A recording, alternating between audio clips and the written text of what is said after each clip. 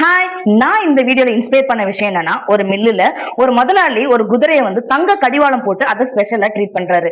அப்ப அந்த குதிரை என்ன நினைச்சுக்குதுன்னா, நம்ம தான் இந்த மில்லுல ரொம்ப ஸ்பெஷல் அப்படின்னு சொல்லிட்டு தன் முதலாளிக்காக அது என்ன பண்ணுன்னா ரொம்ப உழைக்குது. அது உழைச்சிக்கிட்டே இருக்குது. ஒரு நாள் அதுக்கு உடம்பு சரியில்லாம போகுது. அப்பயும் அது உழைச்சிக்கிட்டே இருக்குது. அது ஒரு நாள் கூட லீவ் போடாம எல்லா நாளும் உழைச்சிக்கிட்டே இருக்குது தன் முதலாளிக்காக.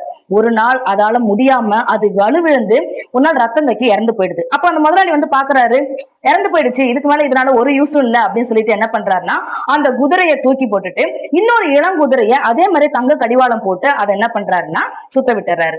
இதுல இருந்து நம்ம என்ன தெரியுது அப்படின்னா, நம்ம இருந்தாலும் இல்லைனாலும் இன்னொரு ஆளால அந்த வேலை நடக்கதான் போகுது. இதுல இருந்து நம்ம வேலையை நம்ம கரெக்டா செஞ்சா போதும், நமக்கான பலன் நமக்கு கிடைக்கும். நம்ம ஓடா உழைக்கணும்ன்ற அவசியம் கிடையாது.